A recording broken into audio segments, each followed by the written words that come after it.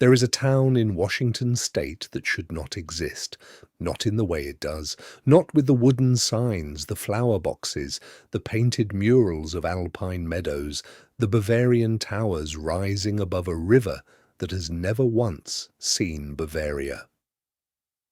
The first time I saw Leavenworth, I laughed, not because it was funny, but because it was absurd, in the most beautiful, most human, most desperate way possible. This is a town that looked at itself, dying, forgotten, economically gutted, and decided to become something else entirely.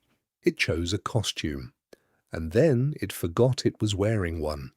But underneath the lederhosen and the Christmas lights and the 17 different shops selling bratwurst, there is something far more interesting happening. There is a story about survival, about identity, about what a community will do when it has no other choice. And there is a question I kept asking myself the entire time I was there. When you pretend to be something long enough, does the pretending eventually become real? Before it was Bavarian, Leavenworth was something else. It was a railroad town, a timber town, a place carved out of the Cascade Wilderness in the late 1800s by the Great Northern Railway, a company that needed a mountain division headquarters, a place to store engines and repair tracks, and house the workers who moved freight over Stevens Pass. The railroad chose this valley because of geography. The mountains funneled everything through here, and for a few decades that geography was an advantage. The town grew. Sawmills, fruit orchards on the benches above the river, a small economy built on timber, agriculture, and the constant movement of trains. It was not glamorous, but it was alive. And then, slowly, then all at once, it stopped being alive. In 1922, the Great Northern Railway rerouted its lines. The repair shops moved, the railroad workers left, and then the timber industry began its long retreat as the old growth forests thinned and the economics of logging shifted and the big companies moved on. By the early 1960s, Leavenworth was in genuine crisis. Unemployment was severe. Businesses were closing. Young people were leaving for Seattle, for Spokane, for anywhere that had a future. The town had all the infrastructure of a place that mattered, and none of the economic reasons to keep mattering. This is a story that has happened to hundreds of American towns, most of them just kept declining. Leavenworth did something different. The story of what happened next sounds, depending on your perspective, either like genius or like madness. A handful of local business owners and civic leaders, desperate, brainstorming, looking for anything, began to ask a simple question: what do people drive to? They had the mountains, they had the river, they had the valley. What they didn't have was a reason for people to stop in the town rather than simply drive through it on the way to somewhere else. And then, the story goes, someone pointed out that the architecture of a Bavarian alpine village was almost perfectly matched to the natural setting of the Cascades. The mountains look like the Alps, the river looks like rivers in Bavaria, the forests are similar. The climate, cold winters, warm summers, is not so different. What if, they asked, we just became a Bavarian village? Not literally, not in the ethnic sense, not in the linguistic sense, but aesthetically, architecturally, thematically. What if we took every building on Main Street and painted it, modified it, gave it wooden balconies and flower boxes and Gothic script signs, and told the world that coming to Leavenworth was like going to Europe without the plane ticket? The first businesses to convert in the late 1960s were met with skepticism. The local newspaper ran editorials questioning whether it would work. Some residents thought it was ridiculous. Others thought it was insulting, a cartoonish mimicry of a real culture, for the sake of tourism dollars. But a few went first, and then a few more. And when the tourists started coming, actually coming from Seattle, from across the state, more businesses followed. Within a decade, it had worked. Not completely, not perfectly, but enough. The tourists came. The economy stabilized. Leavenworth had done something extraordinary. It had reinvented its entire identity from scratch, not because of cultural heritage, but because of economic necessity. It had chosen who it wanted to be. And I kept thinking, isn't that, in some strange way, the most American thing imaginable? Here is what it actually feels like to walk through Leavenworth on a busy weekend. It is overwhelming. Not in a bad way, necessarily, but in the way that any place is overwhelming when it has been optimized, when every surface, every sign, every scent has been curated to produce a specific experience. The food is good, better than you'd expect. The bratwurst is real bratwurst. The pretzels are soft and warm and salted properly. The beer, German imports alongside Pacific Northwest craft brews, flows freely from mid-morning onward. The shops are relentless. Christmas ornaments, German steins, handmade chocolates, wind chimes, carved wooden bears, snow globes containing tiny Bavarian villages. It is kitsch, undeniably, magnificently kitsch. There is something happening underneath all of this that is harder to name. People are happy here, genuinely, visibly happy in a way that, if I'm being honest, you don't see in a lot of places. The kind of happiness that is slightly giddy, slightly surprised. The kind that happens when a place exceeds what you expected it to be. Maybe it's the setting. You cannot manufacture mountains. You cannot fake the way the Cascades close in around this valley, or the way the light behaves on the Wenatchee River in the late afternoon, or the particular cold that comes off the snowpack even in summer. The Bavarian theme brought people here, but the landscape is what catches them once they arrive. And I started to wonder, does it actually matter that the Bavarian thing is invented? Does the origin of a place's identity change, whether that identity is real? Here is something the tourists mostly don't see. The people who actually live here. Not the shopkeepers who come from Seattle for the season and leave in November, not the inn owners who have been running their B&B for 20 years and have a polished story about why they love it. The people who were born here, who went to school here, whose parents are buried in the cemetery at the edge of town, who remember when this place was a different kind of place.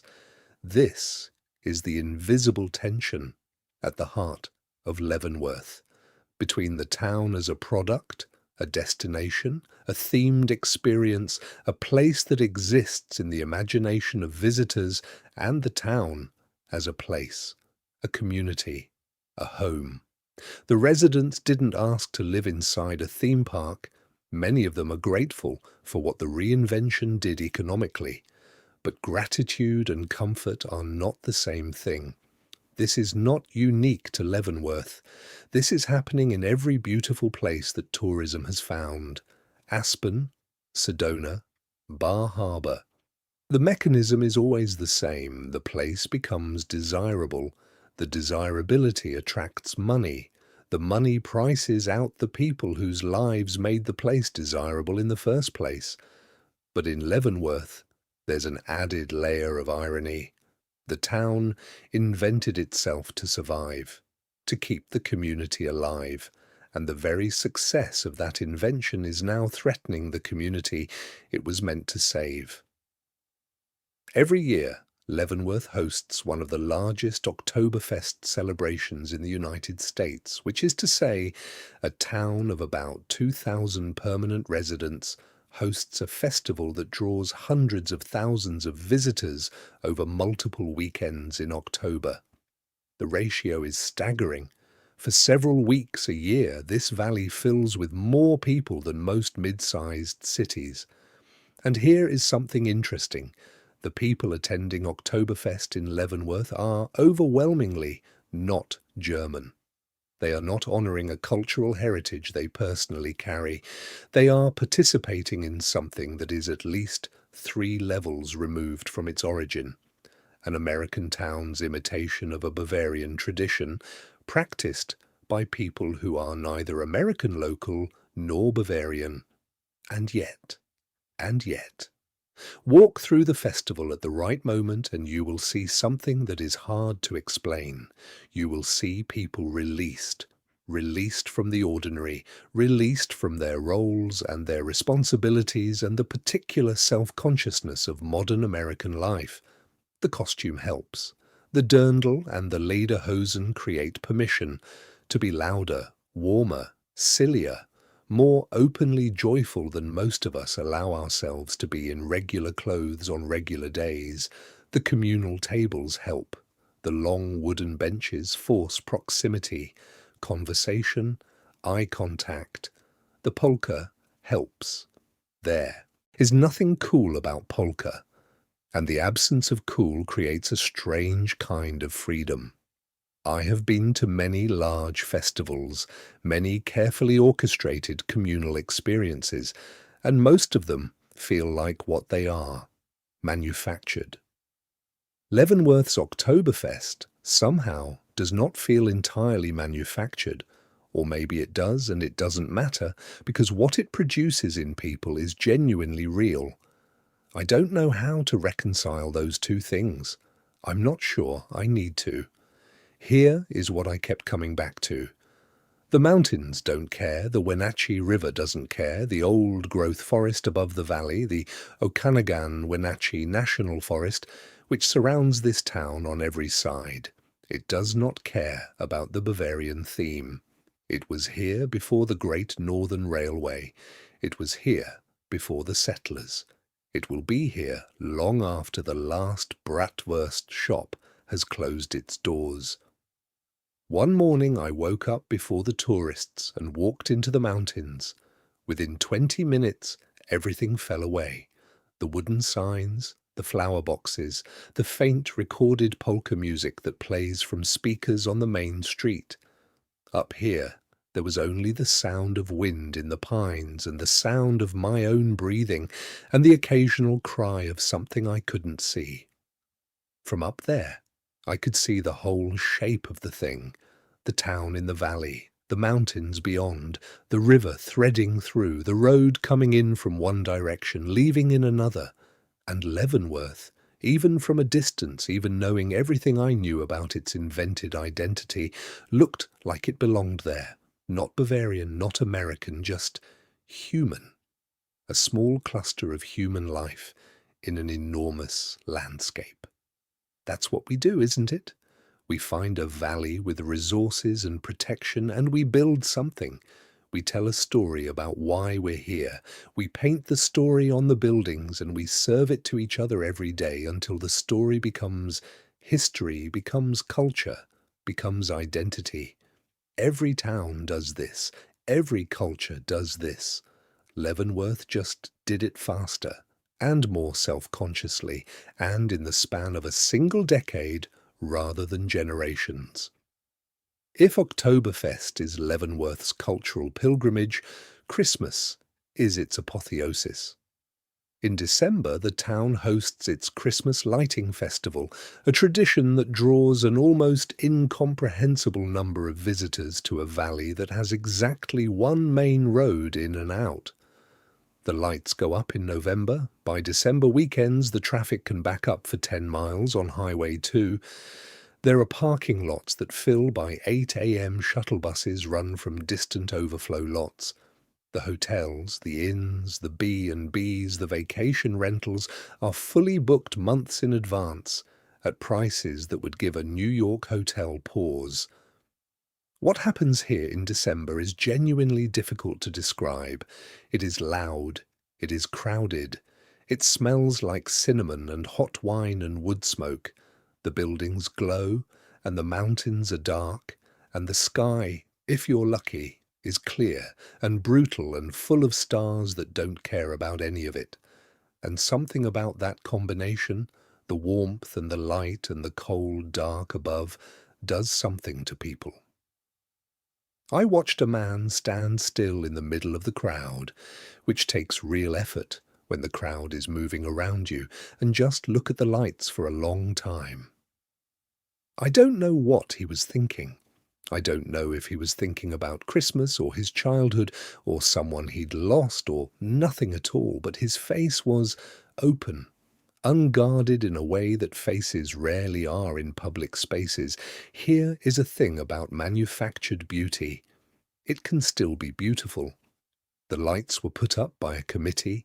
The timing was coordinated. The whole event was organized by the Chamber of Commerce and staffed by volunteers and funded by tourism revenue. None of that prevented it from being genuinely affecting. And I think there is something important in that. The origin of beauty does not necessarily determine its impact. We have always built things specifically to move ourselves: cathedrals, festivals, markets, memorials. The self-consciousness of the construction doesn't make the experience less real. What doesn't make the tourism brochures, the traffic on summer weekends is a genuine public safety concern. Emergency vehicles sometimes cannot get through. There have been accidents on Highway 2 caused by congestion. The infrastructure of a small mountain town was not designed for the volumes of people who now use it. The wastewater system has been strained. The parking situation is chronic. The volunteer fire department, like most rural volunteer fire departments, runs on the labor of people who also hold day jobs and have families. But the tourism revenue funds the town. You cannot have the revenue without the tourists. You cannot have the tourists without the infrastructure, and the infrastructure costs money that the revenue is supposed to provide. It is a cycle that many tourism-dependent communities find themselves in. The golden goose and the golden egg are the same animal, and keeping them alive requires constant, unglamorous work. The workforce situation is acute. Leavenworth's restaurants, hotels, and shops need workers. But the workers cannot afford to live in Leavenworth, so they commute from Wenatchee, from other nearby communities, on roads that were not designed for commuter traffic through mountain terrain. In winter, those roads close sometimes. In fires and in the Cascades, fire is increasingly not a matter of if, but when those roads close. And then there is the water, the Wenatchee River, the river that gives the valley much of its identity, that the town uses in its tourism imagery, that people kayak and raft and photograph, is a climate-sensitive system. Snowpack in the Cascades determines how much water flows through this valley, and the snowpack, year by year, is becoming less reliable. The orchards above Leavenworth, the apple and pear orchards that have been here as long as the town, are already adapting. The farmers are changing what they grow, when they grow it, how they irrigate. The postcard does not include this. The flower boxes on the Bavarian facades do not hint at it, but it is real, and the people who live here know it. Here is a question I genuinely wrestled with. Is what Leavenworth does to Bavarian culture appropriation? In the modern sense, the taking of a culture's symbols and practices without permission for profit in ways that may distort or reduce that culture. Because Leavenworth has never claimed to be Bavaria. It has never claimed to represent German culture authentically. It found an aesthetic that suited its landscape and its ambitions, and it ran with it. There is no deception here about ethnic heritage. Nobody is being told they are experiencing genuine Bavarian culture in the deep-rooted lived sense. They are experiencing a themed American town that borrowed an aesthetic from a real place. That is very different from, say, a culture claiming ownership of a tradition it has no relationship to. Whether it's good or bad, I honestly don't know. I'm not sure it's either.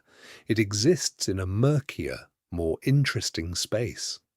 The children who grow up in Leavenworth grow up in a place that has a strong sense of its own particular identity, however manufactured that identity may be.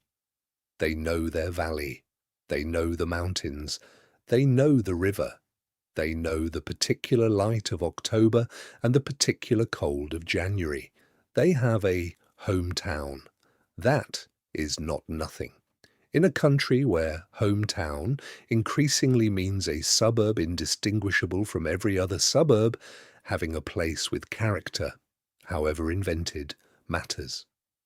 I want to step back from Leavenworth now, not away from it, but above it, to the altitude where individual details blur and the shape of the thing becomes visible. Because Leavenworth is not just a town with a quirky identity. Leavenworth is a case study in what communities will do to survive, in how identity is made, in the relationship between tourism and the places tourism claims to love. There are dozens of Leavenworths across America, towns that put on a theme like a coat, alpine, Victorian, Old West, Scandinavian, and invited the world to come look. Some of them died anyway. Some of them succeeded and priced out their residents. Some of them struck a fragile, complicated balance. What they all have in common is the question underneath the surface. What does a place owe to the people who live there versus the people who visit? The tourist moves through a place like it is a stage set. They take photographs of the surfaces. They consume the experiences the place has prepared for them. They leave with memories and souvenirs and a sense of having been somewhere. The resident lives inside the stage set. They know which floorboards creak. They know which neighbor is going through a hard time. They know the price of milk in the only grocery store, and whether the river is running high and what the smoke on the horizon probably means. These two ways of knowing a place are not incompatible, but they are not the same. And when the tourist's version of a place becomes economically dominant, when the town reshapes itself primarily for the visitor, the resident's version gets harder to sustain. But here is what I also noticed. The locals haven't disappeared. They are present in Leavenworth in ways that are easy to miss if you're not looking. They are the volunteers at the fire station, the teachers at the school, the farmers on the hillsides, the old men drinking coffee at the diner that doesn't have a Bavarian facade. They have accommodated the theme park without entirely becoming it. They live alongside the tourism the way you live alongside a river, aware of it, shaped by it, sometimes flooded by it, but distinct from it. That is a kind of resilience I have tremendous respect for. The restaurants fill with people who are staying overnight, people who came for the weekend, who have surrendered to the slower pace of a place with nowhere more important to be. The beer gardens get quieter, but not empty. Conversations get longer. The mountains become silhouettes and then shadows, and then you can't see them anymore, though you know they're there. There is something that happens to people when they slow down in a place like this. Something that the speed of regular life, the notifications, the commutes, the endless forward momentum of modern existence doesn't allow. They notice things, the temperature of the air, the smell of the pines coming down from the mountains, the sound of the river, which is always present if you listen for it, running beneath all the human noise. They turn toward each other. They say things they might not otherwise say. I think this is the real thing that Leavenworth offers, not the bratwurst, not the Christmas lights, not the themed facades, the permission to stop, The mountains provide it. The river provides it. The fact of being somewhere specific, somewhere with character and history and a particular smell and a particular sound, provides it. All the Bavarian theme does is give people a reason to come here, so they can discover the real thing once they arrive. I asked a question at the beginning of this. When you pretend to be something long enough, does the pretending eventually become real? I've been sitting with that question for a long time now, and I think the answer is wrong question, because what Leavenworth teaches you, if you let it, is that there was never a clean line between real and pretend, between authentic and performed, between the identity you were born into and the identity you chose. Every culture is, to some degree, a shared story that people decided to tell about themselves.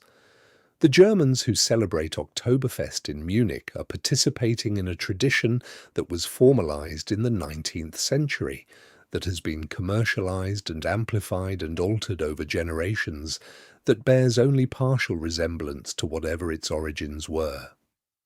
The Americans who celebrate Thanksgiving are participating in a mythology that has been heavily edited from the historical reality. Every Christmas tradition, every national holiday, every town festival, all of it is construction. All of it is a decision someone made at some point to say, this is who we are. This is what we celebrate. This is the story we tell. What makes Leavenworth unusual is only the speed of its self-invention and the visibility of the seams. Most towns acquired their identities slowly enough that the construction became invisible. Leavenworth did it fast enough that you can still see the decision. You can still, if you look at the right archival photograph, see what Main Street looked like before the flower boxes. That visibility is actually a gift. It lets you see the mechanism that is always operating, everywhere, in every place that calls itself something. Leavenworth is real, not because of the lederhosen, not because of the Christmas lights, not because of the bratwurst or the beer or the cuckoo clocks. It is real because 2,000 people wake up there every morning, because kids walk to school there, because old people sit on porches there and watch the mountains do what the mountains always do, because the Wenatchee River has been running through that valley since long before anyone thought to put a flower box on a building, and it will keep running long after the last tourist has taken the last photograph. The theme is a costume. The valley is the body wearing it. And the body, the actual human community, complicated and struggling and resilient and strange, is alive. There are places in this world that exist to be photographed, and there are places that exist because people live in them. Leavenworth, somehow, is both at once. And maybe that's the most honest thing you can say about it.